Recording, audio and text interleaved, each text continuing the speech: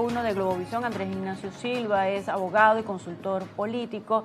Habíamos dejado al aire antes de ir a la pausa esta relación ambigua, ese mensaje ambiguo que se emite desde el gobierno de los Estados Unidos con respecto a esa actuación diplomática de Grenell y quizás a las decisiones de política exterior que maneja directamente, encabezadas por Donald Trump. Pero más allá de hacer un análisis con respecto a lo internacional y cómo está esa comunicación allá en territorio norteamericano, bueno, vamos a analizar cómo ven el tema de que si pueda haber nuevamente un encuentro diplomático, una visita de Grenell, y quizás, como decías, bueno, lo ideal es que todo se diluya por esta vía diplomática, pero lo ven venir, ven este panorama ya dibujado quizás en lo que resta de año para dar solución a esta situación. No, es que de la misma manera que estábamos hablando de lo errático que actúa Trump, a pesar de que pareciera estar decantándose por una estrategia de máxima presión, hay que entender que los Estados Unidos sabe que de cruzar esa línea y no lograr los objetivos que tengan con Venezuela, sea cual sean esos objetivos, Estados Unidos estaría dejándole la puerta abierta para perder su influencia en uno de los focos más importantes de Latinoamérica y le estaría dando la puerta abierta a países del Medio Oriente, a Rusia, a China, a otros países para que todos esos focos de negocios que ellos mantienen en Venezuela sean ocupados por empresas de estos países. Pareciera en parte, por las decisiones y por las últimas acciones militares, pareciera que esto no importara tanto. Entonces volvemos a tener una disyuntiva. Pareciera que no importa, pareciera dejar la puerta abierta para estos países de Europa y Asia, pero al mismo tiempo habilita o reactiva o renueva algún tipo de licencias y de actividades económicas con empresas norteamericanas. Entonces todo se mantiene en vivo en diferentes escenarios, en lo económico, en lo político. Pareciera que todo se mantiene en dos canales al mismo tiempo. Claro, que ese es el problema de intentar gobernar con una dualidad entre el personalismo y el estadismo. Es decir, al mismo tiempo que él entiende que los intereses americanos deben protegerse, Donald Trump tiene un factor de ego y de necesidad de proyectarse como el gran pacificador y líder del mundo, que muchas veces no contempla que dos maneras distintas de actuar van en contra de sus propios intereses. Entonces, si él sigue con una estrategia tan ambigua para Venezuela, esto puede generar dos cosas. La primera, como cada acción termina cancelando la otra, nos vamos a mantener en un conflicto prolongado por mucho tiempo, que ese sería el peor escenario para nosotros, pero por supuesto, como estábamos diciendo antes, cada día que pasa donde sigan estas tensiones y donde inversionistas extranjeros, empresas y estados tengan como ciertas dudas hacia regresar o retomar negocios con Venezuela,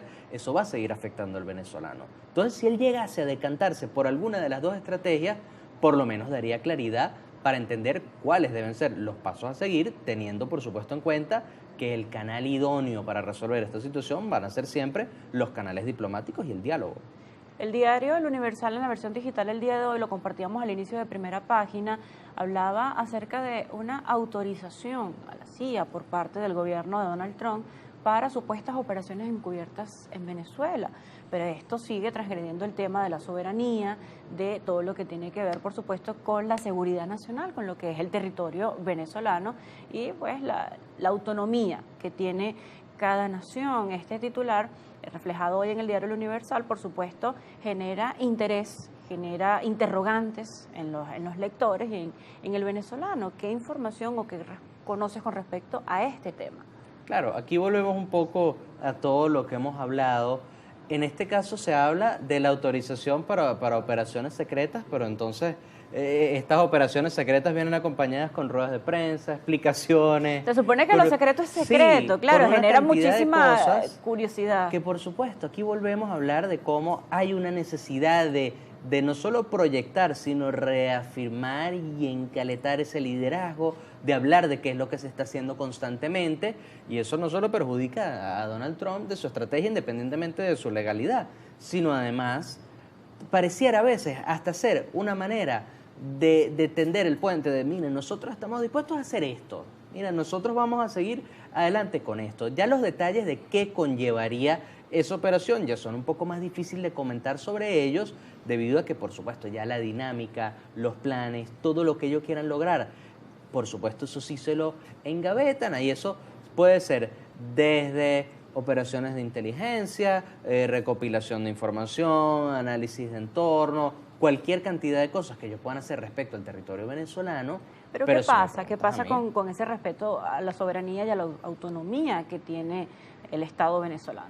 Bueno, es que ahí nos damos cuenta, basado en declaraciones que han dado desde Donald Trump, Marco Rubio, J.D. Vance y otros miembros de la Casa Blanca, a ellos realmente poco les importa el derecho internacional público. Lo han dicho cuando se le criticó a los Estados Unidos por el tema de la primera lancha en el Caribe, salió directamente el vicepresidente de los Estados Unidos a tuitear que poco les importa la legalidad y la forma. Entonces, ellos están jugando en un territorio peligroso. Aquí yo de este tema he hablado anteriormente. Estados Unidos, con la manera en la que Donald Trump ejerce su política internacional, está poniendo en riesgo el rol de Estados Unidos de ser como este referente mundial en causas democráticas o en causa de apoyar a migrantes y a todas las comunidades. Yo lo he dicho antes, Estados Unidos siente una autoridad para ser una especie de policía del mundo, porque la migración en su país es de tal diversidad que cualquier conflicto internacional, ellos tienen una comunidad en su país y eso a ellos les da una especie de autoridad o responsabilidad moral de actuar. Pero en este caso no se está actuando como una ayuda, que es lo que solía hacer los Estados Unidos, sino se está actuando ya como una especie de bully. De agresión. Andrés, debemos concluir la entrevista y quería consultarte con respecto a lo interno en Venezuela, a lo anímico del venezolano, con toda esta serie de titulares, de conflictos, de amenazas, porque se venía de un periodo electoral, se venía de diferentes actividades políticas y se habla también de esa concentración que pueda tener el venezolano en reimpulsar la producción, lo económico, en que florezcan otros aspectos. Entonces, ¿cómo afecta en lo anímico, en general en la sociedad venezolana, este tema de la amenaza, ya para cerrar? Bueno, el venezolano está políticamente agotado. Vemos que hemos vivido una cantidad de situaciones dentro de nuestro país respecto al tema político y ahora para aquellos que están más metidos en las redes sociales y siguen a los medios, por supuesto eso también genera una saturación importante. Sabemos que no todo el mundo está siempre metido en las redes e informándose, pero sí llega gran cantidad de la información a la población. Entonces, en este caso, tenemos un venezolano que además entra en una etapa donde ya se decretó la Navidad, empieza el béisbol, empieza una época de consumo importante en el país, pero llega una época de consumo mezclada con una situación económica delicada para muchos venezolanos. Todo esto, por supuesto, lo que hace es generar un cansancio y generar una desesperación en el venezolano, que es por eso que hay que insistir nuevamente en que siempre estén presentes los canales de diálogo, porque debido a la incertidumbre que genera la estrategia internacional de los Estados Unidos, la única manera de tener cierto control para saber qué acciones tomar en pro de la ciudadanía siempre va a ser mantener abiertos los canales de diálogo.